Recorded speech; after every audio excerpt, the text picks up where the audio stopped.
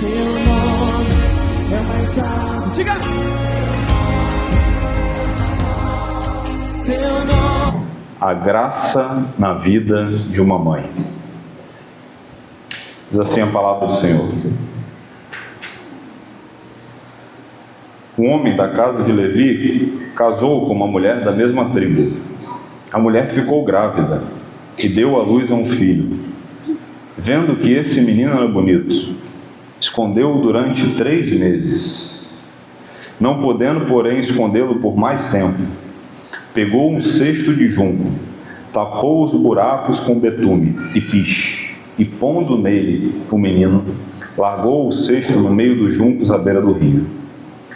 A irmã do menino ficou de longe para ver o que ia acontecer com ele. A filha de Faraó desceu para se banhar no rio, e as moças que tinham vindo com ela passeavam pela margem.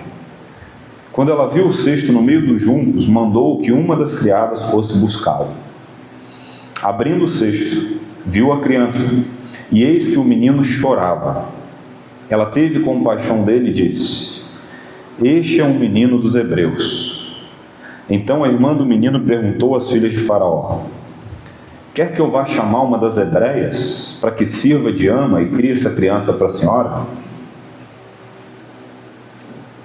A filha do Faraó respondeu: Vá. A moça foi e chamou a mãe do menino. Então a filha de Faraó disse à mulher: Leve este menino, amamente-o para mim, eu darei o salário para você. A mulher pegou o menino e o criou. Quando o menino já era grande, ela o levou à filha de Faraó, do qual ele passou a ser filho. Essa lhe deu o nome de Moisés, e disse: Porque da água ou das águas o tirei. O Senhor nos abençoe, queridos. Quando nós abrimos a nossa Bíblia, desde o começo, nós podemos ver no capítulo 3 de Gênesis, na verdade desde o capítulo 1, mas no início de Gênesis inteiro, o vislumbre da graça de Deus, especialmente em Gênesis capítulo 3, verso número 15. Deus prometeu enviar um descendente de uma mulher que esmagaria a cabeça da serpente, trazendo assim de fato uma esperança verdadeira a todos nós. E o plano ele começa a ficar mais claro a partir do chamado de Abraão, da sua promessa, da promessa feita a ele. Deus havia prometido a Abraão um filho, do qual todas as famílias na terra seriam abençoadas. Tenta imaginar. E todos os patriarcas, Abraão, Isaque, Jacó, que são nomes de destaque, são nomes importantes na história de Israel, de fato são homens grandes. Mas veja, essas histórias estariam incompletas sem o que nós podemos chamar de as mães de Israel. Mulheres notáveis que foram usadas pela providência de Deus para que toda essa história pudesse culminar no desenrolar do plano da redenção, na vinda do Salvador, do bendito Salvador na terra. Sara, Rebeca, Raquel, dentre outras mulheres, geraram filhos e formaram uma grande família. Portanto, vejam, é um mistério e é um ministério glorioso ser mãe. Nos dias do patriarca Jacó, a Bíblia nos diz, nós somos informados pela Escritura, que houve uma grande fome na terra. Uma fome que dizimou nações, inclusive, e durou um período relevante de tempo, no mínimo 7 anos. E Deus usou a vida de José, que foi vendido como escravo pelos seus irmãos. Mas veja, graças à providência divina, José foi parar no Egito. 13 anos preso por um crime que ele não cometeu.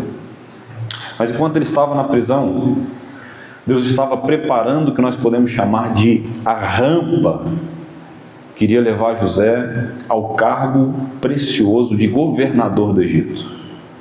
E quando, no desenrolar da história, ele se apresenta aos seus irmãos, José diz uma coisa que para todo cristão deveria ser um ressoar de sino da trombeta no nosso ouvido. Vocês tentaram mal contra mim, mas Deus reverteu todo o mal em bem. E agora eu entendo por quê. Não há acasos para Deus, irmãos. Mesmo diante dos acontecimentos tristes, que por vezes nos deixam abatidos, desanimados, há um propósito oculto na mente santa e sábia do nosso Deus. José traz toda a sua família para o Egito, e com o tempo, aquela pequena família seria constituída por 70 pessoas, que acabou se multiplicando no futuro por centenas de milhares. E os anos se passaram.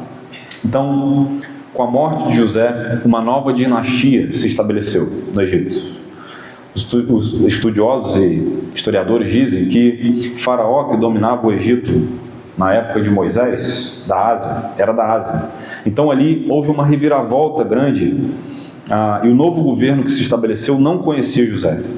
Então os hebreus que estavam ali começaram a passar e sofrer uma intensa perseguição, sem precedentes. Então eles colocaram os hebreus sobre um jugo de escravidão. E esse período foi longo, 400 anos de escravidão.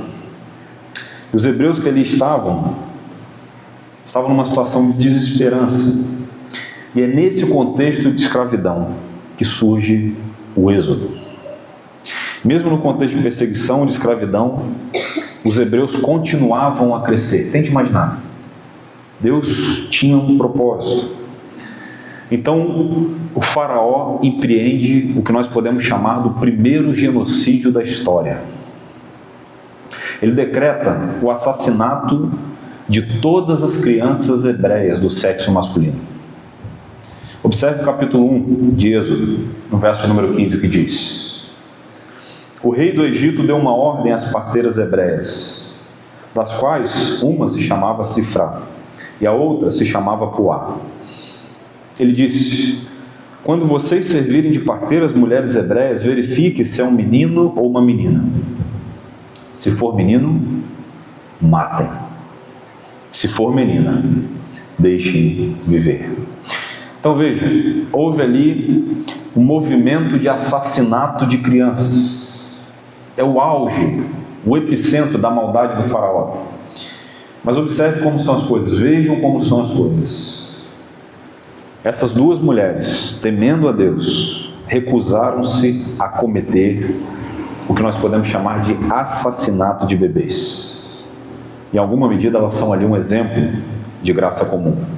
Elas não têm o conhecimento bíblico, mas elas tinham o que nós chamamos de senso da verdade.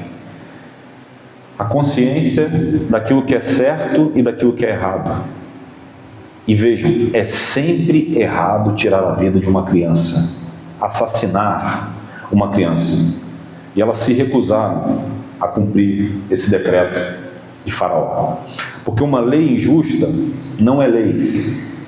Abuso de autoridade, por definição, é fazer o que Deus proíbe e proibir aquilo que Deus exige. E elas preferiram obedecer a Deus do que cumprir um decreto que não era apenas inconstitucional, mas era uma violação à lei maior, que é a lei da vida. E é triste, irmãos, nós vemos num país como o nosso, quantas pessoas ainda hoje defendem o que nós podemos chamar de assassinato de bebês, com os mais estapafúrdios argumentos. E nós cristãos não podemos abrir mão disso de maneira nenhuma. Aborto é assassinato. Não há meio termo. Aborto é errado perante as Escrituras. E naquele contexto entre os hebreus, contexto geral, um casal gerou um menino que viria a ser um dos homens mais importantes na história da redenção. E esse é o cenário ao qual surge esse personagem tão importante na história da redenção, que é Moisés, filho de Arão e Joquebede, que foi um instrumento que Deus usou para libertar os hebreus do Egito e conduzi-los à terra que o Senhor prometeu a Abraão. E de imediato, irmãos, há duas lições aqui importantes para nós. Vejam, primeira, as dificuldades não apagam as promessas de Deus. Olhando para essa história aqui, nós percebemos aqui como esse povo sofreu, como essa gente sofreu. Porque a escravidão, ela é uma história, ou melhor, uma mancha na história da humanidade. Seja por qualquer motivo que seja, cercear a liberdade de uma pessoa, praticar injustiça, oprimir o próximo, é sempre errado. Tente imaginar, 400 anos de opressão. E quando a provação ali, ela se estende por muito tempo, é muito comum ali o esfriamento da fé e o sufocamento da esperança. Gerações inteiras, por exemplo, morreram esperando sair daquela situação. E é fácil pensar que Deus se esqueceu da promessa. Passando por tudo isso, Deus não se importa. Ele se esqueceu daquilo que Ele prometeu, Ele não se importa comigo. Quando nós estamos passando por dias difíceis e nós não vislumbramos a saída, a tendência natural do nosso coração é pensar que Deus não está vendo, que Ele se esqueceu. Mas ouça, eu falo isso com muito amor. O soberano Criador, o soberano Deus, está no controle de todas as coisas. E tudo que Ele faz ou permite que aconteça, segue um propósito que nem sempre está claro para nós. Mas é perfeito, é bom, é justo. Nós não entendemos, por exemplo, o motivo de Deus ter permitido 400 anos. Mas esse sofrimento cumpriu um objetivo. E Deus foi glorificado através disso. Deus pode ser glorificado nas dificuldades pelas quais você está passando também. Porque os problemas, eles servem, via de regra, para nos aproximar ou para nos afastar do Senhor. E vejam, as dificuldades não anulam as promessas de Deus. Essa é a primeira lição. Segunda lição: a injustiça não escapa aos olhos de Deus. Eu vou repetir. A injustiça não escapa aos olhos de Deus. Tempos depois, quando Moisés ali estava vivendo fugitivo no deserto, Deus se revelou a Moisés. E Ele disse algo maravilhoso que ainda hoje serve de grande consolo àqueles que sofrem. Êxodo capítulo 3, verso número 7 diz assim: então o Senhor continuou: certamente vi a aflição do meu povo que está no Egito, ouvi o clamor por causa dos seus feitores, conheço o sofrimento do meu povo, por isso desci, a fim de livrá-lo da mão dos egípcios e para fazê-lo sair daquela terra e levá-lo para uma terra boa e ampla, terra que mana leite e mel, o lugar do cananeu, do Eteu, do Amorreu, do Ferezeu, do Eveu e do Jebuseu. Agora observe, vejam aqui os verbos usados pelo próprio Deus em Gênesis capítulo 3. Vi, ouvi, conheço e desci. São verbos que devem acalmar o nosso coração, irmãos. Porque quando você estiver passando por um problema que é maior do que você mesmo, quando diante de você surgirem mais perguntas do que respostas, muitas vezes nós estamos assim. E você não entender, lembre-se disso.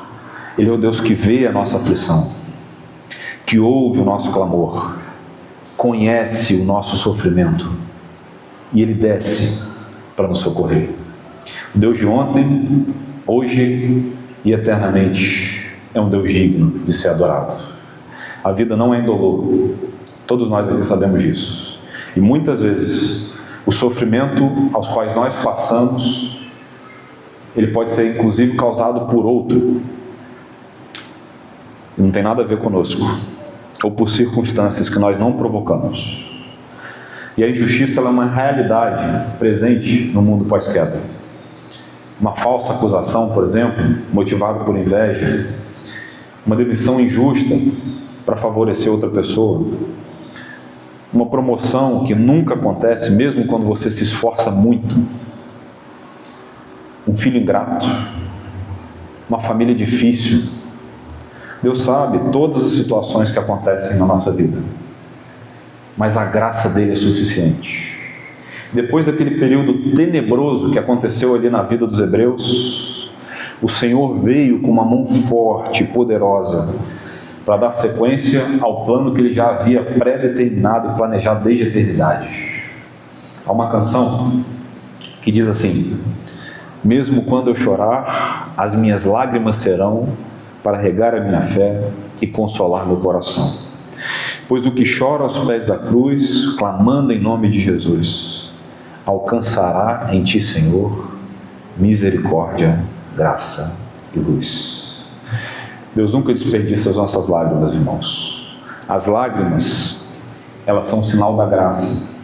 E quando a gente chega no final desse túnel sombrio, nós saímos mais fortalecidos e agradecidos a Deus por conta das lutas, porque elas moldaram o nosso caráter e nos levaram a ficar mais parecidos com Cristo.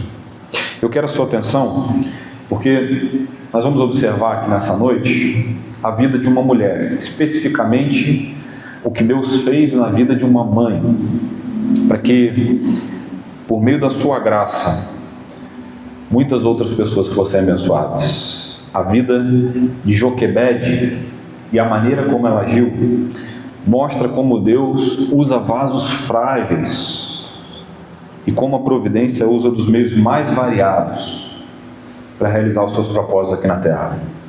E a história dessa mulher aqui, em alguma medida, é um grande exemplo para nós. Que lições aqui que nós podemos aprender com essa mulher? Primeiro, ouça, ela tem sabedoria, ou teve sabedoria, para discernir os propósitos de Deus. Veja o que diz no verso número 2 na sua Bíblia. A mulher ficou grávida e deu à luz a um filho. Vendo que o menino era bonito, escondeu durante 3 meses. Moisés nasceu ali num contexto difícil. Eu acabei de falar aos irmãos qual foi o contexto geral. Faraó era um homem perverso e existe ali um decreto em vigor. Esse decreto está agora funcionando e ele exige a morte de todos os bebês do sexo masculino, sob a pretensão de controlar ali o nascimento, a natalidade dos bebês, dos hebreus. E Joquebede dá à luz ao seu 3º filho. Ela é mãe de Miriam e é mãe de Arão. E agora nasce Moisés. É um menino. E ela desobedece a um decreto injusto. Ela não aceita entregar o seu filho à morte. E ela se recusa a fazer isso. E veja, por 3 meses ela esconde o menino em casa. Não é a casa como nós temos hoje. Não era um apartamento no 12º andar. Não era uma casa com paredes fortes. Eram guetos, alojamento de escravos, porque os hebreus viviam numa situação mais difícil do que você pode imaginar. Agora observe, o texto diz que a mãe percebeu uma singular beleza na criança. E é muito natural que os pais, quando olham para os filhos, o que eles veem? Não, é o menino mais bonito do mundo, né? Quando nasce ali, a gente olha, meio amassado, né? Com carinha de joelho, mas é amor de mãe, é amor de pai, e ninguém pode falar nada, ninguém pode contestar, é o mais bonito, de fato. Mas uma leitura superficial desse texto aqui pode sugerir que a primeira ideia de Joquebede preservar a vida do seu filho tenha sido a beleza do menino. Como ele é bonito, eu não posso aqui entregar esse menino para a morte, é bonito demais. Ora, se ele fosse feio, entregaria então? O que então motivou essa mulher, Joquebede, a não entregar?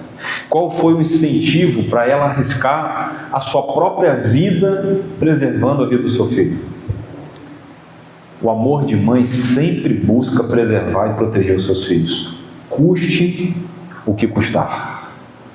Nós até encontramos, por causa da queda, uma mãe que perde ali as suas virtudes da maternidade. Se você voltar, por exemplo, na cultura greco-romana, essa cultura ela facultava os pais o direito de fazer qualquer coisa com os filhos, qualquer coisa. É a fé cristã que rompe com tudo isso e começa a criar barreiras ali, limites. Eu tenho dito aos irmãos que, como princípio reformado, nós precisamos usar a Bíblia para interpretar a própria Bíblia, a Escritura. E Lucas, ele traz uma interpretação dessa passagem aqui que nós acabamos de ler. Vejam o que ele diz em Atos, capítulo 7, verso número 20. Ouça. Por esse tempo nasceu Moisés, que era formoso aos olhos de Deus. Formoso aos olhos de Deus. Durante 3 meses ele foi mantido na casa do seu pai. Vejam, irmãos, Lucas, o historiador, o médico, ele narra aqui que os pais Joquebede e Arão, eles perceberam mais do que uma beleza física apenas, mas eles discerniram que Deus tinha um plano especial para realizar através do filho deles. Formoso aos olhos de Deus. Então eles protegeram Moisés, colocando a própria vida em risco, ao desobedecerem a ordem de Faraó.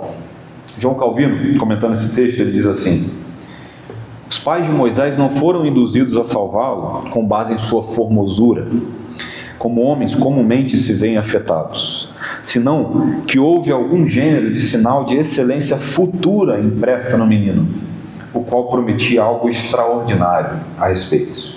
Charles Swindoll, outro comentarista, diz assim: seus pais piedosos provavelmente viram nele algo mais que a beleza física. Deus talvez lhes revelasse em segredo que aquele menino tinha um destino muito especial. Nós chamamos isso, irmão, de colocar as lentes corretas, visão espiritual. Eles eram piedosos, eram crentes, e eles sabiam discernir os propósitos de Deus. Era uma criança fisicamente bonita? Sim. E há 2 planos para essa criança aqui que estão estabelecidos. O primeiro é o decreto de Faraó, que está em vigor. Mas o segundo plano é o que prevalece. É o plano de Deus. Na nossa vida também é assim. Os planos de Deus sempre prevalecem. Deus planejou que aquela criança fosse o fundador da fé judaica e desse seguimento ao plano de redenção. Um dos homens mais extraordinários da história, Moisés. E aqui está uma mãe, escrava, pobre, mas temente a Deus. Temente a Deus. Há um ditado muito conhecido que diz assim: um com Deus é maioria. E nesse caso foi o que aconteceu. Quem estava no comando nunca tinha sido Faraó. Era o Senhor, o Rei dos Reis. E aqui uma aplicação especialmente aos pais. Ouça: nunca aceite os decretos de morte contra os seus filhos. Havia um decreto de morte contra Moisés, mas Joquebede não aceitou. Ela gerou, ela gestou, ela deu à luz, ela amamentou, ela escondeu o filho pelo tempo necessário. E essa mulher certamente tinha fraquezas, imperfeições, mas essa mulher tinha um Deus forte que a socorreu. Ela demonstrou coragem, demonstrou ousadia, firmeza, amor abnegado e discernimento dos propósitos do Senhor. E o mundo ao qual nós estamos inseridos, ele é tão perverso como nos tempos de Faraó. Há muitos decretos de morte, ideologias diabólicas, valores do inferno. Esta é a agenda deles: fazer tudo o que for possível para exterminar famílias inteiras. E por vezes, inclusive, usam o Estado como pressuposto para fazer isso. Como recentemente o Ministério da Saúde, do governo atual, publicou que pelo simples fato de alguém dizer que havia sido vítima de abuso, poderia romper, parar, intervir a gestação de uma criança até os 9 meses de vida. Nós até publicamos uma nota pela coalizão do Evangelho. Alguns pastores se uniram do Brasil, repudiando essa atitude. Depois de muita pressão, eles tiraram essa orientação. Mas vejam, irmãos, as crianças, os nossos filhos, são alvo do ódio do maligno. É por isso que os pais não devem desistir dos seus filhos, não devem entregá-los a Faraó para serem sacrificados. Esconda-os, proteja-os, cuide deles pelo tempo que for necessário. Porque assim como Joquebede, você precisa ter uma visão espiritual e ousadia para não aceitar os decretos de morte contra os seus filhos. Com a perseverança para que os nossos filhos vivam os planos de Deus e não os planos de Faraó. Quem não tem sabedoria, como diz Tiago, peça ao Senhor, Ele te dará. Veja, há uma segunda lição que nós podemos aprender também sobre a vida de Joquebede. Vejam, a sabedoria de Joquebede foi ampliada pelas lentes da fé. Hebreus capítulo 11, verso 23 diz assim: pela fé, Moisés, depois de nascer, foi escondido por seus pais durante 3 meses, porque viram que era um menino bonito e não temeram o decreto do rei. A fé foi um instrumento que permitiu que essa mulher Joquebede enxergasse os planos de Deus para a vida de Moisés. Ambos, pai e mãe, eram pessoas de fé. Eles perceberam que eles precisavam ali enfrentar aquela situação com ousadia, com fé. Havia sinais de que Deus faria algo extraordinário através daquela criança. E diante da sombria circunstância, que muitas vezes Deus nos possibilita enxergar algo além do momento que nós estamos vivendo. Muitas vezes nós estamos, como nós vemos aqui, no fundo do poço, no lamaçal. Mas por vezes Deus nos permite enxergar além. Houve um comentarista bíblico chamado Cotton, que ele diz assim: a vida de Moisés começou com um ato de fé ousado e bem planejado da parte de seus pais. Moisés foi embalado na fé. E o conceito de fé bíblica, irmãos, precisa ser resgatado, como nós temos falado, redimido. Nós precisamos esperar por algo que ainda não é realidade. É algo que ainda está oculto. E a fé, ela é o arrimo, é a base, não é um salto no escuro, mas é pisar seguramente na luz das Escrituras, na luz da Palavra de Deus. E pela fé na Palavra de Deus, eles ousaram a desobedecer o decreto, amar o Filho e olhar para frente, firmado nos propósitos do Senhor. Aos pais e mães presentes aqui, ouçam, busquem sabedoria, coragem, discernimento, e não entregue os seus filhos à morte. Não entregue os seus filhos, permaneçam firmes, fazendo tudo o que for possível, para que eles possam viver os planos de Deus, e não os perversos decretos de Faraó. Há uma lição também que nós podemos aplicar na nossa vida. Tenha ousadia para agir em favor dos seus filhos. Sabedoria e coragem são marcas que estão em falta hoje. São características. E são 2 marcas aqui que estão presentes na vida dessa mãe, Joquebede. Primeiro, ela ousa desobedecer o decreto e escondeu seu filho por 3 meses. Mas chegou um momento que não dava mais para esconder a criança. Quem é pai e mãe aqui sabe que depois dos 3 meses o choro fica mais alto, incontrolável. É uma espécie então de roteiro de filme de ação que ela está vivendo aqui. Agora veja o que diz o verso número 3. Não podendo, porém, escondê-lo por mais tempo, pegou um cesto de junco, tapou os buracos com betume e piche, e pondo nele o menino, largou o cesto no meio dos juncos à beira do rio. A irmã do menino ficou de longe para ver o que ia acontecer com ele. Se nós observarmos aqui a geografia bíblica, o rio Nilo, ele nasce ali na bacia do mar Mediterrâneo, aproximadamente, ali no norte da África, e é um rio extenso, irmãos. 6 quilômetros de rio, só perde, por exemplo, para o rio Amazonas. Ele passa por 10 países, um grande rio. E o plano de Joquebede se desenrola ali às margens do rio Nilo. E ele prepara um cesto, coloca o bebê dentro. Ela prepara. Tem um plano em ação aqui, em curso. E diz o texto que ela largou no carriçal à beira do rio. Na contramão do que o imaginário de muitos aqui pressupõe, ela não jogou Moisés ali numa água corrente, numa cachoeira, não foi nada disso que ela fez. Carriçal ali é um lugar de águas paradas, rasas, imóveis, que é uma proteção inclusive contra os animais do Nilo. Há muitos jacarés inclusive que são conhecidos por esse nome, jacaré do rio Nilo. Então ele chama ali, ela chama a sua filha mais velha e pede que ela fique de olho. É um plano que está em curso. Isso aponta para nós muitas lições, mas há uma lição aqui que se destaca. Ouça: a soberania de Deus não anula a sua responsabilidade. Colocar nas mãos de Deus não significa cruzar os braços. Há muitos pais que fazem isso. Ela tem fé, ela ora, mas ela planeja, ela pensa e põe em o plano dela em ação.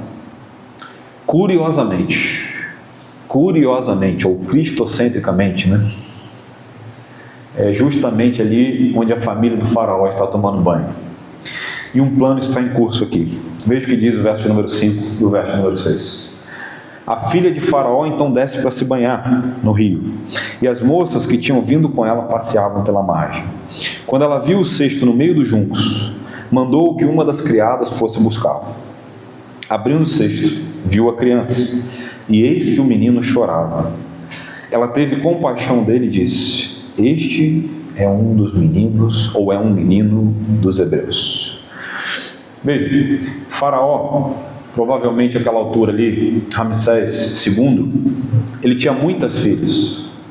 Os estudiosos dizem, por exemplo, que ele tinha mais de 60 filhas. Mas naquele dia, por acaso, Tamute, a filha preferida do rei, foi banhar-se no rio Nilo. E havia ali alguns balneários que eram separados justamente para Faraó, que eram águas mais tranquilas para banho. E naquele dia, a filha de Faraó estava no banho. E ela ouve um barulho. Ué, é Moisés, com fome, querendo papar. E criança, quando está com fome, chora alto. É ou não é? E ela percebe, e ela manda então uma criada que vá até o menino. Pegue o menino e o traga até ela. E quando ela abre, lá estava a criança chorando. E ela tem compaixão. Santo Agostinho diz assim: Deus usou as lágrimas de um bebê para comover o coração de uma princesa. Tente imaginar. O que está em curso aqui, irmãos, é um plano muito maior do que nós imaginamos. É o plano da redenção. O que está em curso aqui é a história pela qual o nosso Redentor veio a esse mundo para nos salvar. E as lágrimas de um bebê foram as primeiras armas que Deus usou para derrubar o Egito.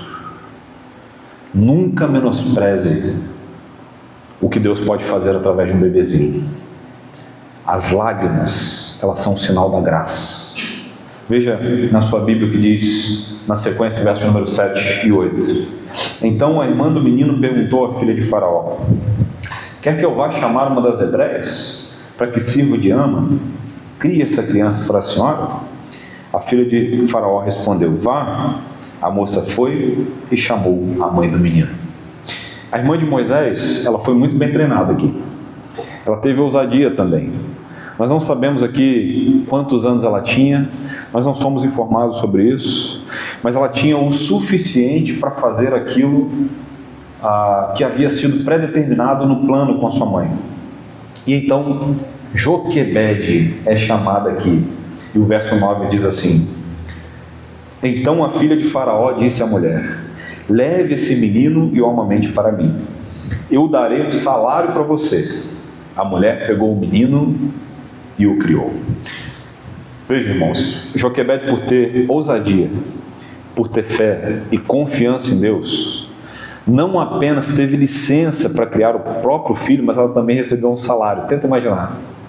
Quantas mães não querem fazer isso hoje? Parar de trabalhar e ficar em casa, dando educação, cuidando, exortando, instruindo o filho. Ela recebeu um salário para cuidar do libertador na casa dos egípcios. É a mão de Deus sobre a vida dessa mulher aqui, piedosa. E a primeira infância na vida de Moisés passou justamente pela sua mãe. Ele poderia ter sido educado por Tamute, Mas aprove o Senhor que esses primeiros anos fossem fundamentais na formação de Moisés. Alguém disse assim: foi sem dúvida nesses primeiros anos que Moisés aprendeu sobre o Deus dos vossos pais e compreendeu que os israelitas eram seus patrícios. Os psicólogos enfatizam sobre lições recebidas nos primeiros anos de vida. Sem essa informação sobre os seus ancestrais, a revelação divina a Moisés não teria raízes a aliança sinaica. Não poderia ser a sequência e a consequência da aliança abraâmica. Alguns sugerem, inclusive, que Moisés ficou cerca de 7 anos com a sua mãe, até os 7 anos de idade. E uma criança ela pode aprender muitas coisas até os 7 anos de idade. Ela não tinha ali uma Bíblia, como nós temos hoje, mas o que ela ensinou a Moisés? O que essa mulher Joquebede teria ensinado a Moisés? Ela tinha o que nós chamamos de tradição oral, as memórias. Vocês se lembram de Deuteronômio capítulo 6? O que diz lá?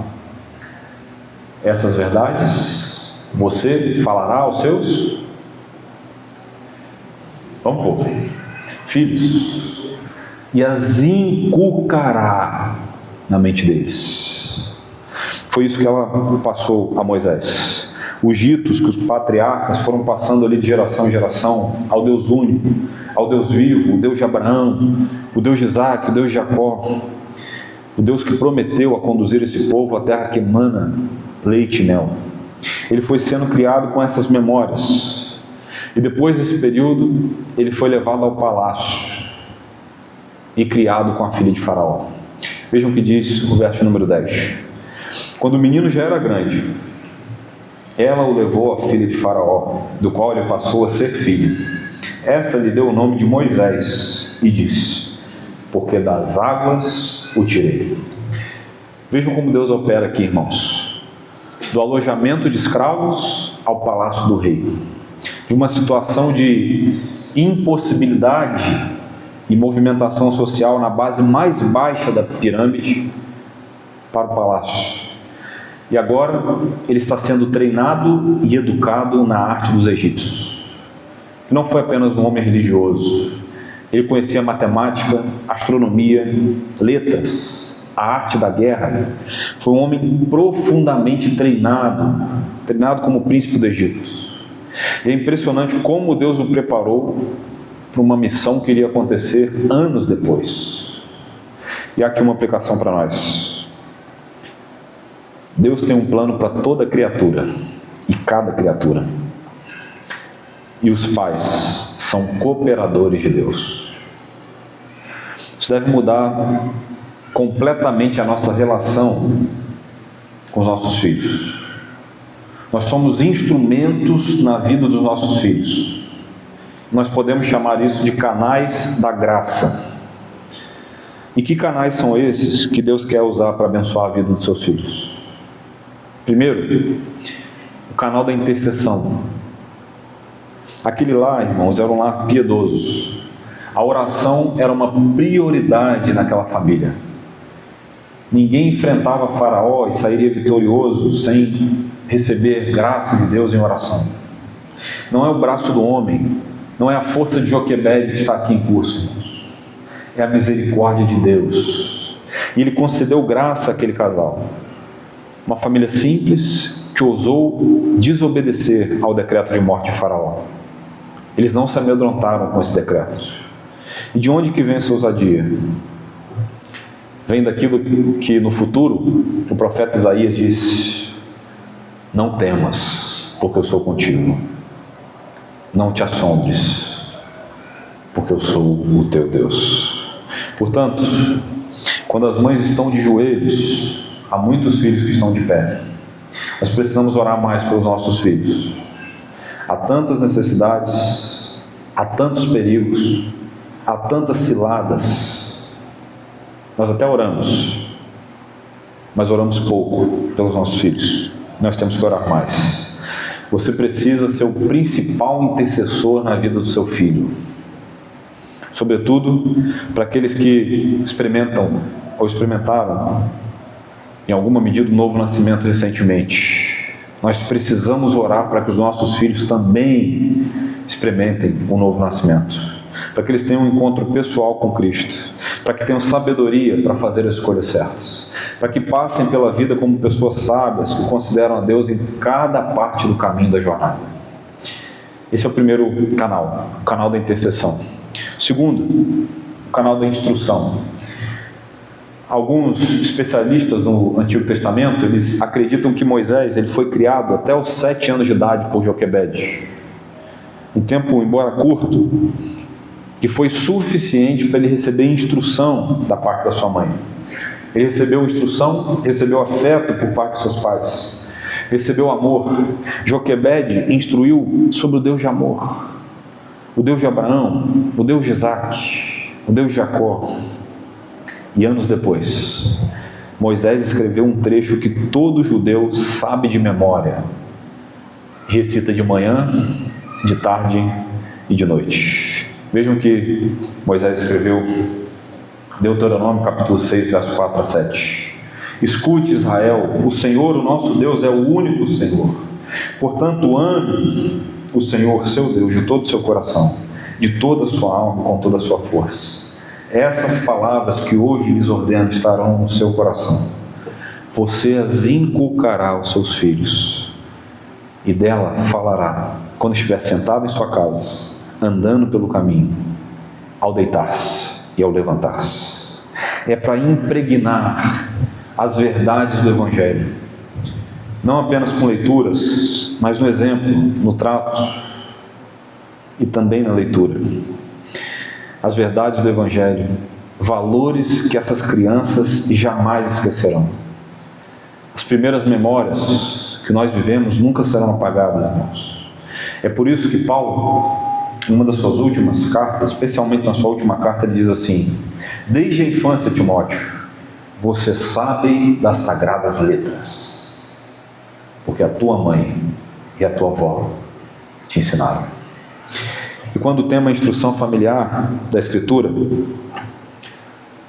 nós temos alguns cenários. O primeiro deles, há aqueles que ignoram esse sagrado dever. Tem pai e mãe que não estão nem aí para isso. O importante é o filho dominar 2 idiomas. Falar francês, falar inglês, espanhol, tirar boas notas, ir bem na faculdade, ter um bom plano de carreira, um bom salário, um bom endereço. Mas ouça, há pais que pavimentam a destruição dos filhos com a maior e melhor das intenções. Se o teu filho não tem o Evangelho, ele não tem nada.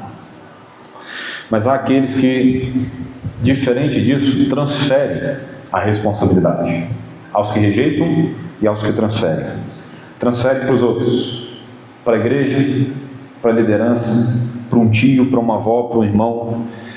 Se você é pai, se você é mãe, a responsabilidade primária é sua. E também é uma responsabilidade que ao mesmo tempo é um privilégio. Mas diante disso, há muitos homens e mulheres que venceram as dificuldades e cumpriram a sua missão: inculcar as verdades do Evangelho na mente dos seus filhos. Eu encerro lendo para vocês uma oração e um versículo. Uma oração que não está na Bíblia e um versículo que está na Bíblia, para honrar a memória dessa mulher, Joquebede. A oração é a seguinte: ouça. Senhor, não peço que me deis alguma obra brilhante, um chamado nobre ou tarefa prodigiosa. Eu quero apenas uma coisa: dá-me uma criança para apontar o caminho da estrada doce que leva a ti. Dá-me uma ovelhinha, uma pequenina voz suave para orar comigo, 2 olhos brilhantes para ver a tua face. A única coroa que desejo, meu Senhor, é essa: que eu possa criar meus filhos para andar no céu. Não te peço que venha um dia colocar-me entre os sábios, os notáveis, os grandes. Só peço serenamente, de mãos dadas a uma criança, e eu, um dia, entraremos pelos portões da eternidade ao lado de Cristo. E a maior bênção que um pai e uma mãe podem receber. E o profeta Miqueias nos lembra disso, exortando Israel, que tinha se afastado dos caminhos do Senhor. E o profeta está ali chamando o povo de volta à lei. Ele diz o seguinte: eu te fiz sair da terra do Egito, da casa da servidão, te remi, e enviei diante de ti Moisés, Arão e Miriam, os 3 filhos de Joquebede, são citados aqui pelo profeta como instrumentos da mão de Deus para abençoar uma nação inteira. De modo que a maior glória na vida de um pai, na vida de uma mãe, é ter os seus filhos servindo ao Senhor durante todos os dias da sua vida. E que assim seja. Que Deus continue levantando mulheres, mães com a visão de Joquebede, com ousadia, com sabedoria, com fé, para a sua glória e para a alegria do seu povo. Amém? Amém. Vamos orar, na sequência vamos cantar uma música de louvor ao nosso Senhor. Teu nome é mais alto. Diga! Teu nome é sobre todos os nomes e domínios, governos e poderes. Teu nome